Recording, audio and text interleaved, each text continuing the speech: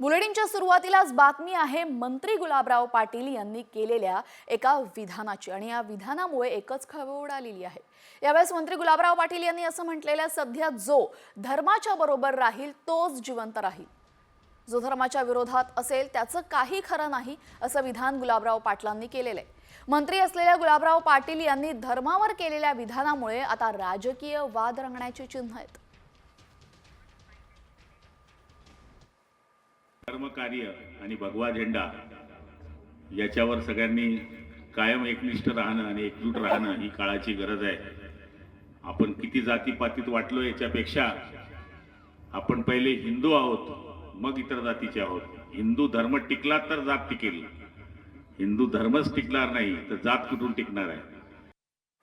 या बातमीनंतर आता महत्त्वाच्या बातम्यांचा आढावा टॉप 50च्या माध्यमातून। जीबी सिंड्रोमनं आता राज्याबाहेरही हातपाय पसरलेत। महाराष्ट्र आणि पश्चिम बंगाल नंतर आता जीबी सिंड्रोमनं आसाममध्येही शिरकाव केलाय। आसाममध्ये एका खासगी रुग्णालयामध्ये जीबीएस संशयित 17 वर्षाच्या रुग्णाचा मृत्यू झालेला आहे। 12वी मध्ये शिकणाऱ्या या मुलीला 10 दिवसांआधी आयसीयू मध्ये दाखल करण्यात आलं होतं। पुणे आणि नागपूर नंतर अमरावतीमध्ये जीबीएसचा शिरकाव झालेला आहे। दर्यापूर आणि पटोतामध्ये जीबीएसचे 2 रुग्ण आढळलेत। दोघांवरही अमरावतीमध्ये उपचार सुरू असून हे रुग्ण 16 वर्ष वयोगटातली असल्याची माहिती आहे। बीसीसीआयच्या नमन पुरस्कार समारंभामध्ये सचिन तेंडुलकरला कर्नल सीके नायडू जीवनगौरव पुरस्कार प्रदान करण्यात आला। मुंबईतील बीसीसीआय मुख्यालयामध्ये हा समारंभ पार पडला, जिथे रविचंद्रन अश्विनला विशेष पुरस्कार प्रदान करण्यात आला, तर जसप्रीत बुमराह आणि स्मृती मंथाना यांना सर्वोत्कृष्ट क्रिकेटपटूचा पुरस्कार मिळालेला आहे।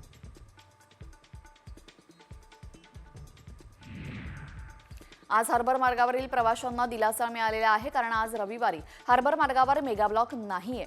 मध्य रेल्वेच्या मुंबई विभागातील मुख्य मार्गावर मेगाब्लॉक घेण्यात येणार आहे। अभियांत्रिकी आणि देखभालीच्या विविध कारणांसाठी हा ब्लॉक असेल। मुंबई विद्यापीठाच्या कलिना कॅम्पस येथील इंडोर स्टेडियममध्ये विद्यार्थी खेळत असताना अचानक सिमेंट स्लॅब कोसळले। यामध्ये विद्यार्थी जखमी झालेले नाहीत, परंतु ही दुर्घटना इतकी गंभीर होती की जर विद्यार्थ्याच्या अंगावर हा स्लॅब कोसळला असता तर त्याचा जागीच मृत्यू झाला असता।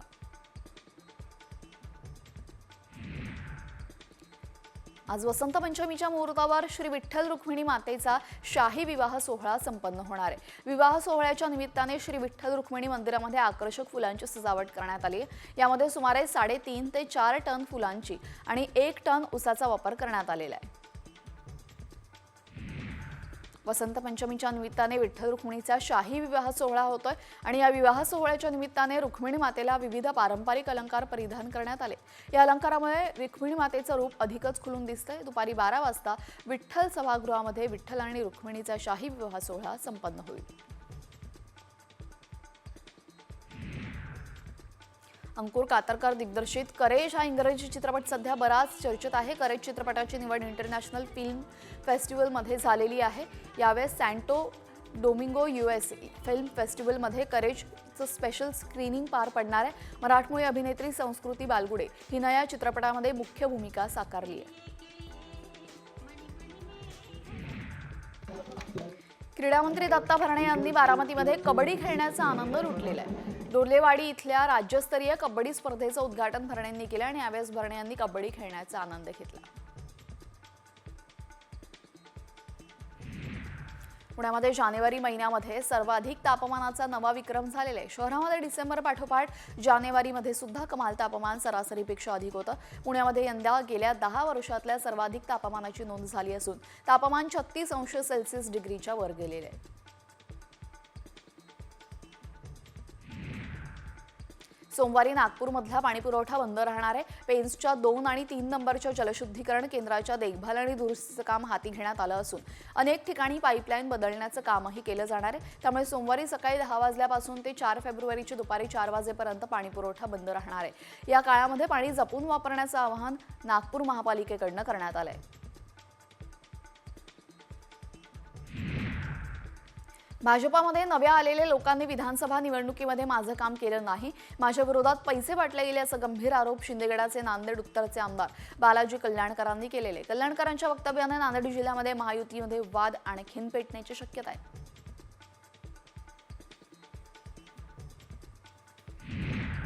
राज ठाकरेंचं स्टेटमेंट संगमनेरच्या मतदारांचा अपमान करणारं आहे. भाजपा नेते सुजय विखे पाटलांनी राज ठाकरेंवर निशाणा साधलाय. मनसेच्या मेळाव्यामध्ये राज ठाकरेंनी बाळासाहेब थोरातांच्या पराभवावर संशय व्यक्त केला होता, त्यावर आता सुजय विखेंनी उत्तर दिले.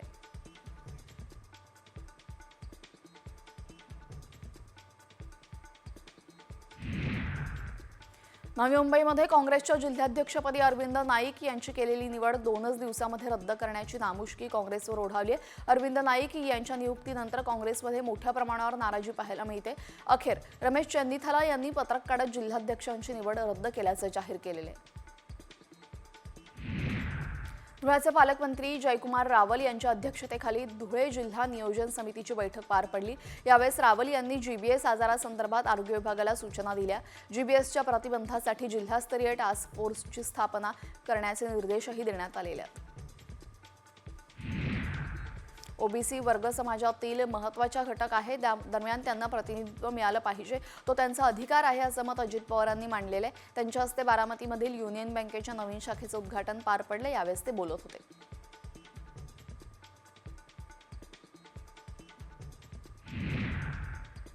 हिंदुत्वाबाबत बोलणाऱ्या सत्ताधाऱ्यांचे हिंदुत्व बेगडी असल्याचा आरोप ठाकरे गटाचे जिल्हा प्रमुख दीपेश म्हात्रे यांनी केलाय. कल्याणच्या ठाकुर्ली चोळेगावातील तलावाचं सुशोभीकरण काम खोळंबलेलं आहे. यावरनं म्हात्रेंनी सरकारवर हा आरोप केलेला आहे. मागे गणेशोत्सवामध्ये गणेश भक्त या ठिकाणी विसर्जनासाठी येत असतात आणि त्यावरनं त्यांनी हा निशाणा साधला. सिंधुदुर्गामध्ये पूर परिस्थिती निर्माण होणाऱ्या नद्यांवरील गाळ काढण्याच्या कामात सुरुवात झालेली आहे. लोकसहभाग आणि शासकीय निधी या माध्यमातून ही मोहीम राबवली जाणार आहे. जिल्ह्यामध्ये पूर परिस्थिती निर्माण होऊ नये म्हणून नद्यांचं गाळ काढण्याचं काम केलं जाईल असं पालकमंत्री नितेश राणेंनी सांगितलंय. रविवारी आपल्या राज्यात न जाता दिल्लीसाठी प्रचार करा अशा सूचना भाजपकडून एनडीए खासदारांना देण्यात आलेल्या आहेत. दिल्ली विधानसभा निवडणुकीसाठी एनडीएचे खासदार प्रचार करणार आहेत. शिंदे सेनेचे खासदार श्रीकांत शिंदे, रवींद्र वायकर यांच्यासह इतर खासदार दिल्लीसाठी प्रचार करतील.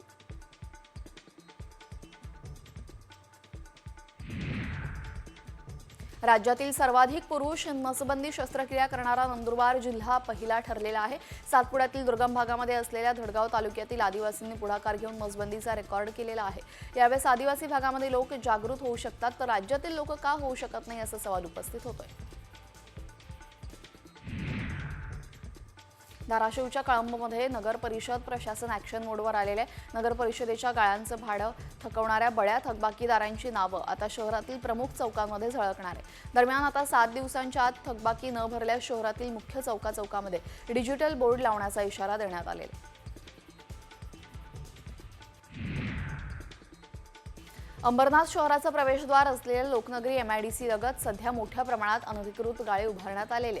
त्या गाळ्यांवर कारवाई करण्यात अंबरनाथ पालिकेच्या अतिक्रमण विभागाचे अधिकारी कुचराई करत असून त्यामुळे अधिकाऱ्यांचं भूमाफियांशी लागेबांधे आहेत का असा सवाल नागरिकांकडून विचारला जातोय.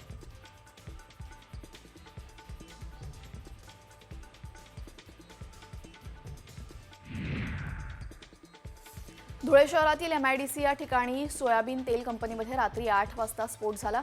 वेल्डिंगचं काम सुरू असताना अचानक बॉयलरचा स्फोट झाल्याने एकाचा जागीच मृत्यू झालेला आहे, तर 2 जण यामध्ये गंभीर जखमी झाले असल्याची माहिती पोलीस प्रशासनामार्फत देण्यात आलेली आहे.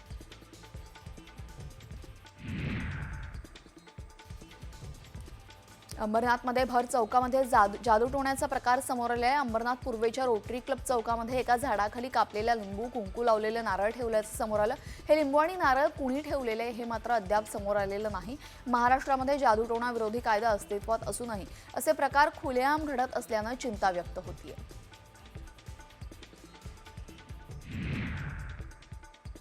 पालघरमध्ये बॉयलरचा स्फोट होऊन 2घांचा मृत्यू झालेला आहे. वडवली ग्रामपंचायत हद्दीतील MD पायरोलिसेस कंपनीमध्ये स्फोट होऊन 5 जण गंभीर जखमी झाले. या 5 जखमींपैकी 2घांचा उपचारादरम्यान मृत्यू झाला असून या स्फोटाला कंपनी मालक आणि प्रशासन जबाबदार असल्याचा आरोप स्थानिकांनी केलेला आहे.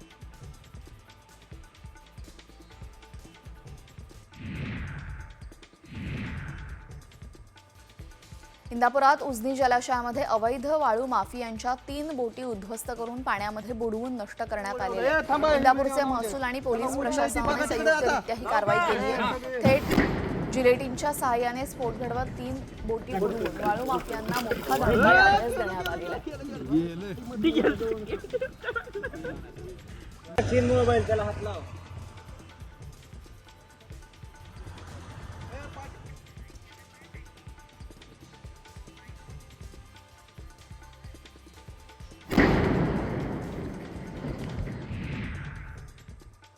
यानंतर आता बातमी आहे प्रयागराज संदर्भातली।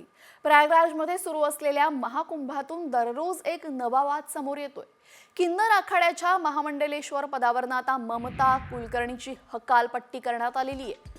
नेमकी त्याची कारणं काय आहेत, ममतामुळे आणखी कोणत्या महामंडलेश्वराला पदावरून हटवण्यात आलेले आहे, पाहूयात त्यावरचा हा स्पेशल रिपोर्ट। ममताची महामंडलेश्वर पदावरून हकालपट्टी।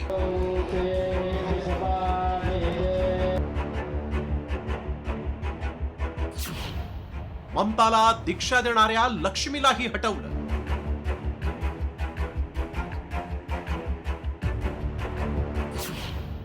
संन्यासी ममता पुन्हा बॉलिवूडमध्ये परतणार।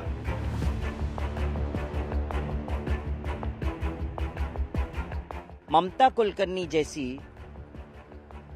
फिल्म स्टार जिनका संबंध डी कंपनी के साथ है। ऐकलं, या किन्नर आखाड्याच्या पहिल्या महामंडलेश्वर हेमांगी सखी यांनी ममता कुलकर्णीच्या महामंडलेश्वर पदाला आक्षेप घेतला आणि महाकुंभ मेळ्यात वादाची ठिणगी पडली आणि अखेर साध्वी ममताची किन्नर आखाड्याचे संस्थापक ऋषिदास यांनी महामंडलेश्वर पदावरून हकालपट्टी केली। ममताच्या हकालपट्टीची कारण पाहूयात। ममतावर देशद्रोही प्रकरणातील आरोप असल्यानं आखाड्याचा विरोध। आखाड्याच्या परंपरांचं पालन न करता वैराग्याच्या दीक्षेऐवजी महामंडलेश्वर पदाची दीक्षा दिली। ममताला देण्यात आलेलं पद असंविधानिकच नाही तर सनातन धर्माच्या विरोधी असल्याचं मत। प्रयागराजमध्ये सुरू असलेल्या महाकुंभ मेळ्यात स्वतःचं पिंडदान करत ममता कुलकर्णीनं संन्यास घेतला। मात्र ममताचा पट्टाभिषेक करत थेट महामंडलेश्वर पद तिला दिलं गेलं। एवढंच नाही तर ममताला श्री यमाई ममता नंदगिरी हे नवं नावही देण्यात आलं। त्यामुळे वाद विकोपाला गेलाय। विशेष म्हणजे ममताला दीक्षा देणाऱ्या किन्नर आखाड्याच्या लक्ष्मी नारायण त्रिपाठीचीही आचार्य महामंडलेश्वर या पदावरून हकालपट्टी करण्यात आली। लेकिन ममता कुलकर्णी जैसे जिस व्यक्ति के ऊपर देशद्रोह का आरोप है, जिसके ऊपर देशद्रोह के कार्यों में लिप्त होने का आरोप है और जो सिद्ध भी हुआ है, जिसमें उनको जो है परेशानियां भी झेलनी पड़ी है, उन्हें अभ्यागत न बनाकर वैराग्य या संन्यास न देकर के सीधे जो महामंडलेश्वर का जो पद दिया गया वो न्याय उचित नहीं है। बड़ी दुख की बात है कि एक पब्लिसिटी की खातिर व्यक्ति कुछ भी हद तक गिर जा रहा है। आज अगर यही ममता इस्लाम कबूल लेती तो ये धर्माचार्य जो बन रहे हैं और जो हैं ये क्या कुछ बोलते तभी? आज वो सनातनी बच्चा सनातन में आ गया तो सबको पेट में दर्द हो गया और ऋषि अजय दास को हम कहां से जानेंगे। काम क्रोध मोह मत्सर त्याग करून ममता साध्वी झाली खरी, मात्र आता तिचं पद गेल्यामुळे ती सामान्य साध्वी म्हणूनच पुढचं आयुष्य जगणार की पुन्हा सिनेसृष्टीत परतून आपल्या अदांनी प्रेक्षकांना घायाळ करणार, याकडे तिच्या चाहत्यांचं लक्ष लागलंय। ब्युरो रिपोर्ट, साम टीव्ही न्यूज।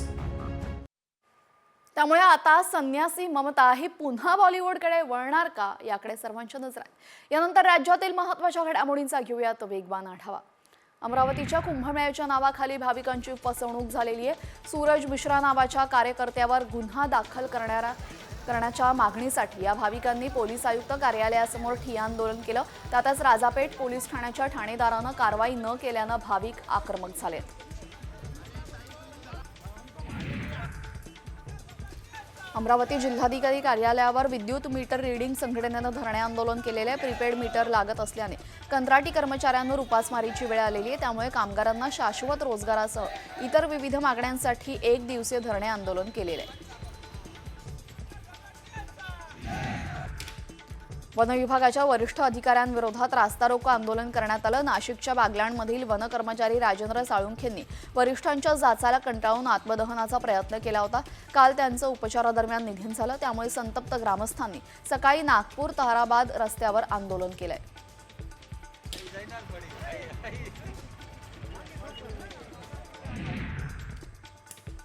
वाशिम जिल्ह्यामध्ये मागील वर्षी झालेल्या गारपिटीमध्ये संत्रा फळबागांचं मोठं नुकसान झालं होतं। जिल्हा प्रशासनाने नुकसानीची पाहणी करून अहवाल शासनाकडे सादर केला होता। मात्र या नुकसानग्रस्त शेतकऱ्यांना अद्यापही मदत देण्यात आलेली नाही। त्यामुळे ही मदत तात्काळ द्यावी अशी मागणी शेतकऱ्यांकडून करण्यात आली आहे।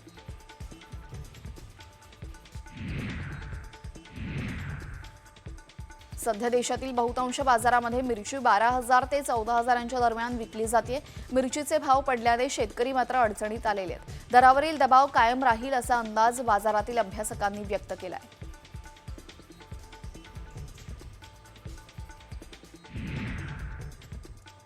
देवगड हापूस आंबा वाशीच्या एपीएमसी फळ बाजारामध्ये दाखल झालाय.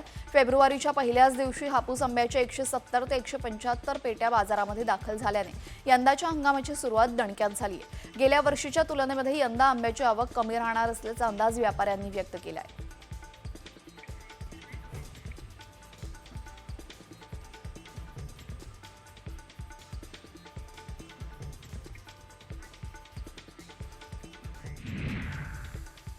यानंतर आता बातमी आहे साम टीव्हीच्या इम्पॅक्टची.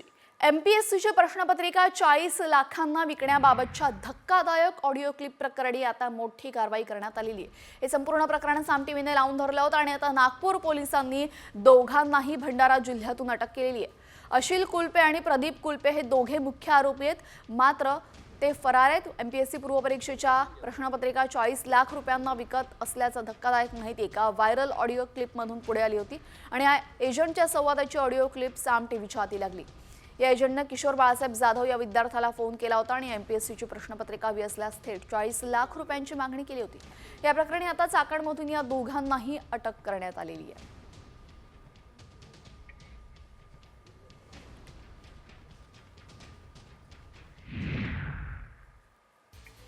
सातारा जिल्ह्यामध्ये पीक विमा योजनेसाठी 18,000 अर्ज बोगस आढळलेले आहेत. कांदा लागवड न करताच पीक विमा योजनेचा लाभ घेण्याचा प्रयत्न शेतकऱ्यांचे अर्ज कृषी विभागाकडून रद्द करण्यात आलेले आहेत. जिल्हा कृषी अधीक्षक भाग्यश्री फरांदे यांनी या संदर्भात माहिती दिली आहे.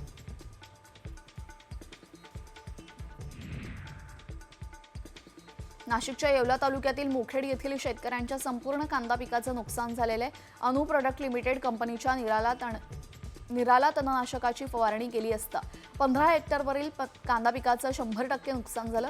त्यामुळे पंचनामे करून कंपनीने नुकसान भरपाई द्यावी अशी मागणी आता शेतकऱ्यांकडून होतीये.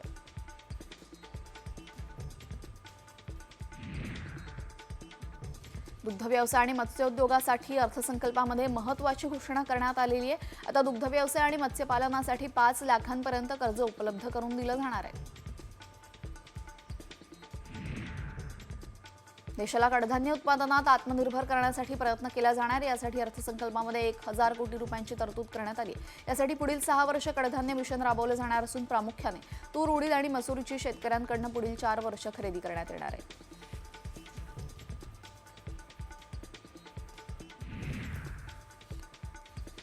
आसाममधील नामरूप इथं 3 युरिया खत निर्मितीचे कारखाने उभारण्यात येणार आहे. या कारखान्यांची एकूण युरिया निर्मितीची क्षमता 12.7 लाख इतकी असणार आहे.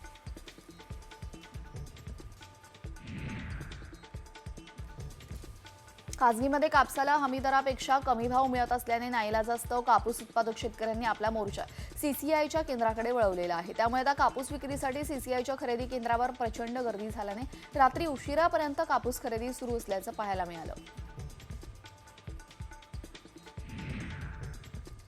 सोयाबीन विक्रीसाठी शेवटची तारीख 31 जानेवारी देण्यात आली होती. मात्र यवतमाळ जिल्ह्यामध्ये अजूनही 4,500 शेतकऱ्यांना सोयाबीन विकता आलेलं नाहीये. त्यामुळे नाफेडने 31 जानेवारी ऐवजी 6 फेब्रुवारीपर्यंत मुदतवाढ दिली. त्यामुळे आता सोयाबीन उत्पादक शेतकऱ्यांना मोठा दिलासा मिळालेला आहे.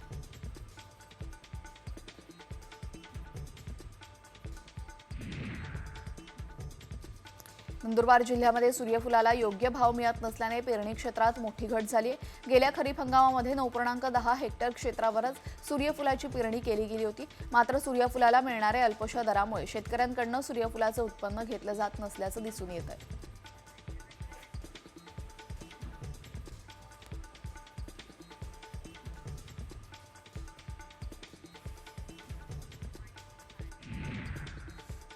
आता बातमी आहे एका व्हायरल मेसेज संदर्भातली.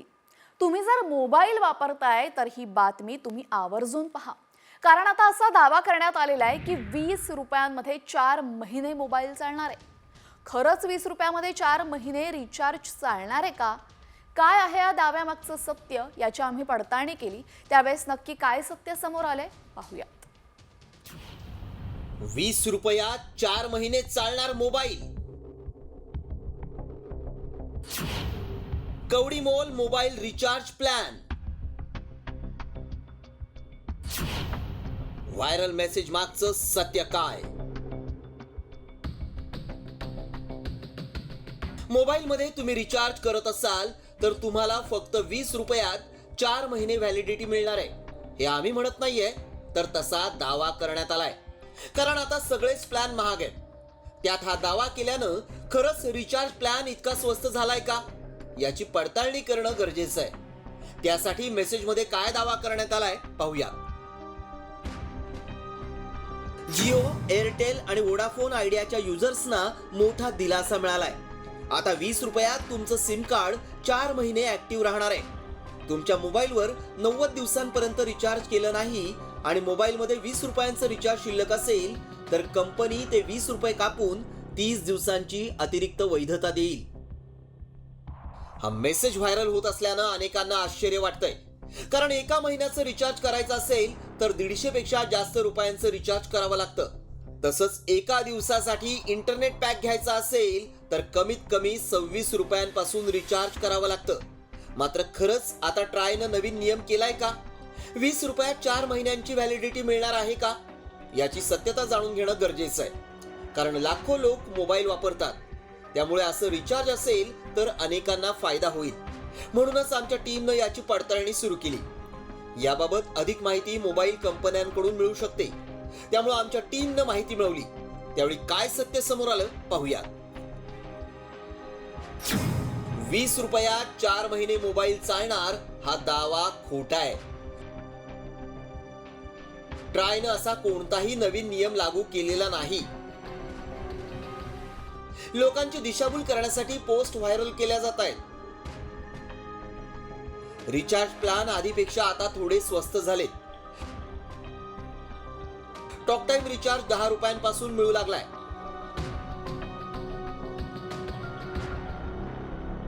मात्र 20 रुपयात 4 महिन्यांची म्हणजेच 120 दिवसांची व्हॅलिडिटी मिळेल असा जो दावा करण्यात आलाय तो दावा खोटा आहे.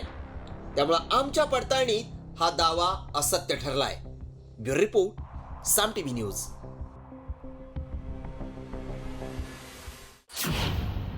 20 रुपयात 4 महिने चालणार मोबाईल.